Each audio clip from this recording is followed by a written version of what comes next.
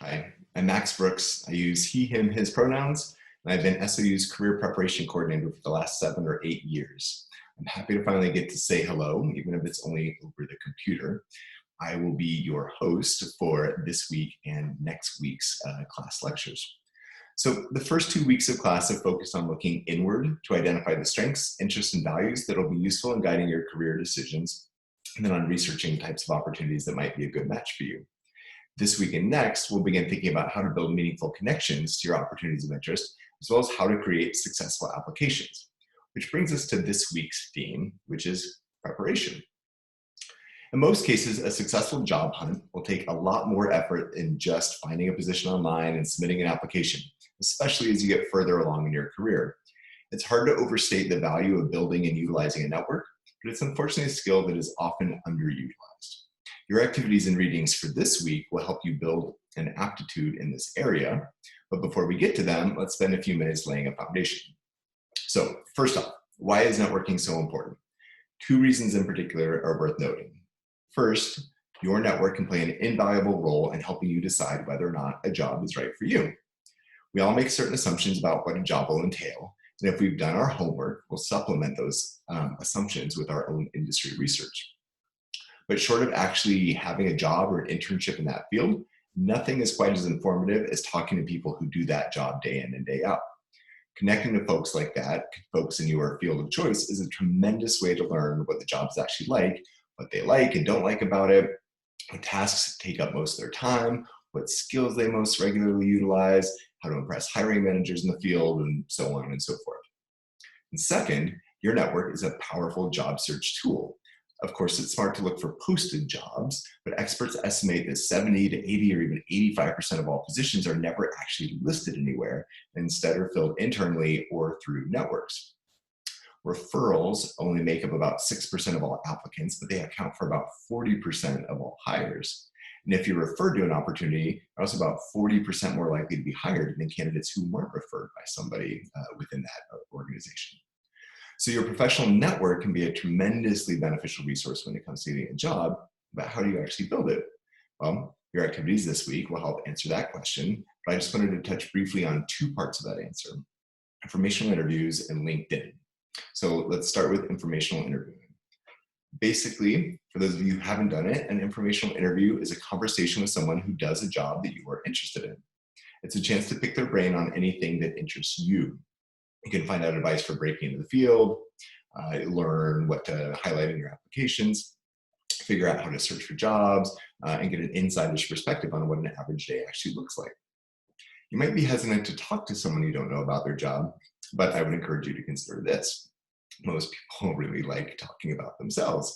And most of them are thrilled to meet people that think that their work is cool, and they're happy to spend a little time talking about their professional journey and just generally feeling kind of important.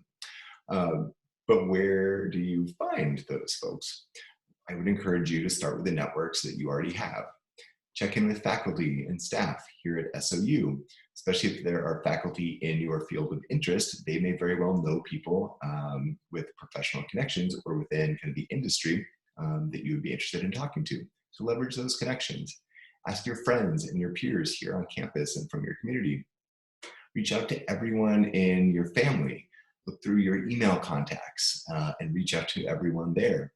Same for Facebook, Instagram, Twitter. You've got a tremendously large population of folks potentially in those areas that you have connections to. And I would encourage you to cast a really wide net. You might think that you don't know anyone who does what you want to do or works for the company that you want to work for, but the people that you know might know somebody who does. So you don't know until you ask. Now, beyond the people that you already know, think about ways to branch out. Find people who are doing your dream job and follow them on social media. Better engage with them if you can on social media. Put yourself in the path of opportunity by going to events like job fairs when we have those again, information sessions that employers do, going to networking groups, going to any kind of event, activity, or gathering that has anything at all to do with your field of interest is a great way to put yourself kind of in the path of opportunity and potentially meet somebody that can help you along your way. Reach out directly to organizations that interest you to see if you can find someone there that is willing to chat with you. So if you know you're interested in a particular profession, what are the employers that hire in that profession? What are the ones locally here in the area? And can you just reach out to them directly and ask to talk to somebody? So having said all that, I know it can be hard to find people to talk to, even if you know that it's important. And that's where LinkedIn comes in. So some of you probably have accounts already, but I'm guessing that many of you don't, or you haven't used them very much if you do. LinkedIn has more than 500 million, with the B, 500 million users, and about half of those, around 260 million, are active on a monthly basis.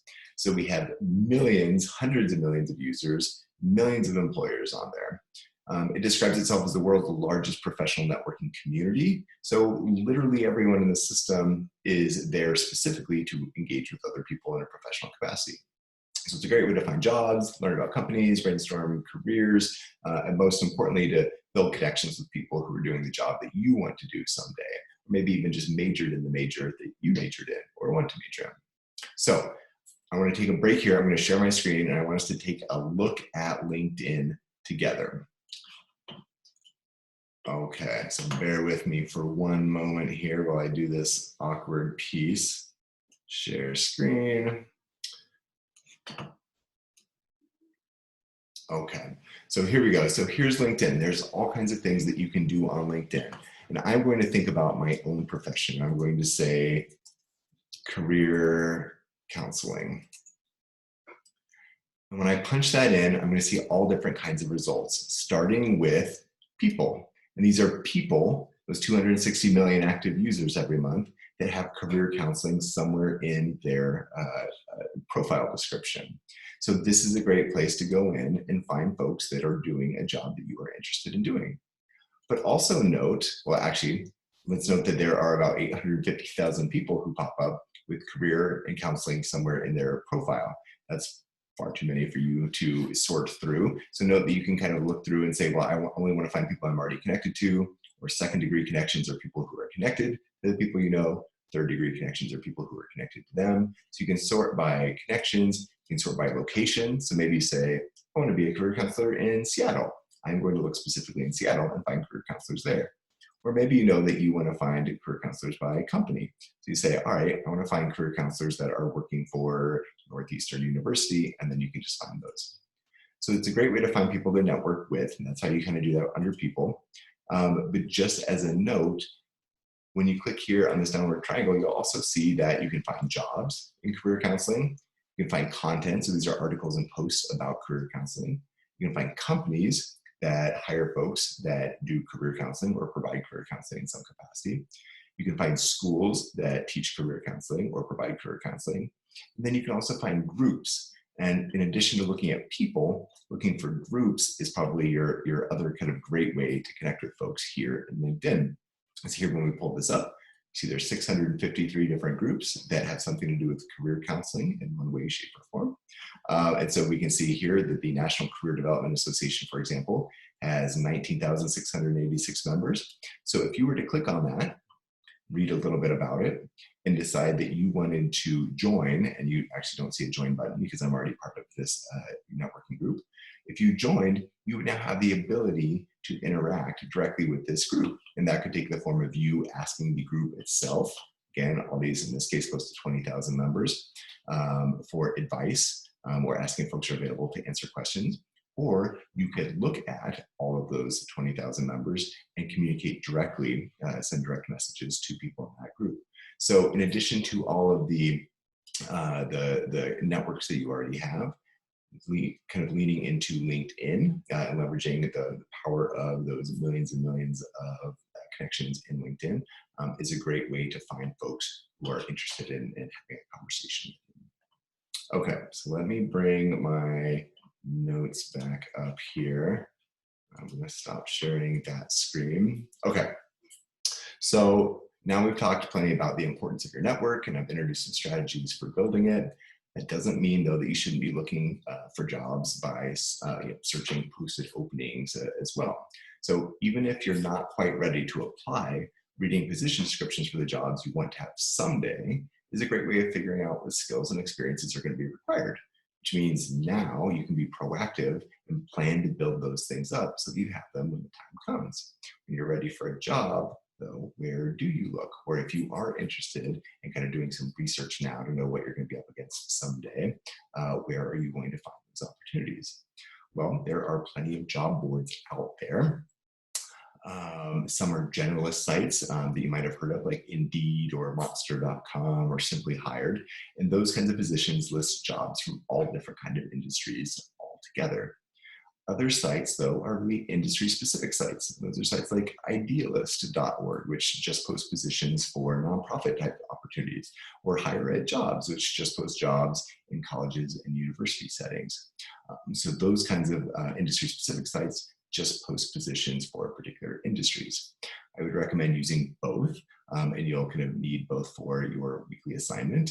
And so you can find a great list to get started on the Career Connections page. And so I'm going to share my screen once again, and we'll take a look just so you know how to navigate that. Give me one more moment here. We will go back to Google, and from the Career Connection site, which is just sou.edu/careers. Probably been there already to do some of your assignments from the last couple of weeks. When you go to sou.edu/careers, you'll see these links over here on the left side of the screen. All the useful ones are under the Students and Alumni tab. So we click on that, and you're hopefully again familiar with these 4 tabs here. So in this case, let's go to preparation, and you see a couple of different tabs that you can kind of click into. General job boards, I mentioned before, these are sites that post all different kinds of opportunities regardless of industry. So Indeed, Glassdoor, LinkedIn, Monster. So I would encourage you to take a look at some of these. I don't want Handshake to get lost in this list though. Some of you might have been in Handshake already. It's SOU's online job board. Maybe you used it to apply for an on-campus position. But Handshake has thousands of opportunities in all different kinds of industries. And every position that you see there, the employer requested specifically that it be posted to SOU. So if we were to click on Handshake, for example, just to take a quick closer look, you'll see that load up. And you'll see what might be kind of a confusing screen, but mostly if you just focus on clicking on jobs, you will see opportunities pop up. And right now there are 6,754 opportunities available. So part-time and full-time positions, internships as well, fellowships, volunteer opportunities, and they're not just here, they're all over the country. So you can use this to search for particular employment opportunities. I would also point out though, that there is this employers button. And so if you know that you're interested in looking for a particular employer, you can search there. And so you might come in, you might want to search by location, for example, or industry area. So if we go in and we click on employers, we see a list of, at this point, 521,000 employers that are approved and posted in Handshake. We might say, well, I just want to look for local folks. So you see over here that you've got the location option. So you can say Ashland, Oregon. And you might say, great, I want to look for employers within, say, 15 miles of Ashland. Okay, and then from there, we have our list. So the very first one, Ashland Partners, it's an accounting firm. We might decide we want to click on that. And from there, we'll be able to read a little bit about Ashland Partners, who they are, what they do. And check it out, we have contact information over here. Finding someone to reach out to, especially if you want to do an informational interview, can be very hard. But for a lot of the employers in Handshake, they've listed an actual contact person. So rather than just having a general phone number, you can go and here you see an email address, and you could reach out directly to this email address and ask for the opportunity to talk to someone in that field. You'll also see that if you scroll down, there are 3 students who have worked at Ashland Partners. And so if you know any of these folks, you might consider reaching out to them to talk about their experience as well. Okay, beyond these generalist sites, there are also the industry-specific job boards that we talked about, and you'll find those on this site as well. So here we see industry-specific job boards. When you click on that, here we've got all kinds of different job sites, lumped together by field, right? So arts and entertainment, business communications, education, and so on. So if you know that you're looking for opportunities in a particular area, going to a industry-specific job board can be a really efficient way to find those opportunities. And then finally, I want to point out here on this page, that especially if you're interested in saying Oregon, this Find Oregon Employers link can be really useful. If we click on this, it's going to take us to the employment department, and we can search by industry sector, or we can search specifically by industry. And as you can see, these are really, really specific. So if we were to say by sector, we could say, for example, well, I know that I am interested in arts, entertainment, and recreation. We're searching by Oregon. Maybe we want to select area. Maybe you want to go to Portland afterwards. So you want to find employers in that area. You can do that search and find employers. And here it's showing you 50 different employers in the Portland area that kind of fit under that arts and entertainment category. And in this case, specifically theater companies. But we might be able to say, oh, I also want to look for sports teams and clubs, or I'm specifically interested in working in a museum. So we click on museum and say find employers. Now here we have this great list of museums in the Portland area, and you can now potentially reach out directly to those organizations. Okay, so I'm going to stop sharing my screen one more time. And thank you for bearing with me here. All right, so I've eaten up a lot of your time already. I don't want to use much more because I think that you're going to learn a lot from this week's activities, and I want to let you get to those. On that note, though, I do want to take one look at Moodle, because the way weeks, let's see, 6, 7, 8, and 9 are set up look a little bit different from the way weeks 6 and 7 were set up. So I will do one more screen share for you, just so we can take a look at Moodle together. And here we have Moodle. Let me back out a little bit because I haven't actually shared this week yet. It's going to look a little bit different here, but you'll get the idea. So if we scroll down, or if we use our left tabs over here and we find week 8 preparation. So in this case, this will all be viewable to you soon. But I lumped everything together under this kind of preparation overview section. So if you click on that, this is going to give you a nice tidy list of everything that you need to work on this week. So it is the overview and the kind of learning objectives, what we're focusing on, and then probably most important to you, what the weekly activities are. So if you do everything here, kind of steps 1 through 6, you will be set for your weekly activities. And then if we back out from there, you will also see, of course, a link to this particular presentation that you're already watching. There's also your assignment for the week, which is the informational interview paper. So you have some information about this in your syllabus. Here's kind of a recap of that. You will also be able to find the grading rubric on the grading rubric folder that I'll show you here momentarily.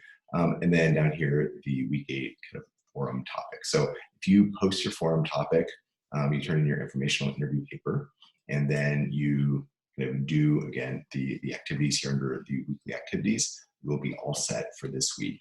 And just as a heads up, because it is relatively new, we just got this up, there is a rubric folder now under the course essentials called grading rubrics. And so if you go in there, you will see exactly how we will be grading each one of your assignments. You'll notice, depending on when you're watching this, the rubric for the final isn't necessarily up yet, but we'll be getting that up for you very soon. So thank you so much for your attention. I hope that all is going well. I will put in a plug once again for you to reach out to Leah or Joelle or myself if you have any questions at all. We know that this is kind of a weird time, and we want to do our best to support you. So thanks so much for your attention, and I hope that the class is going well for you so far. And I will be talking to you again virtually next week. Take care.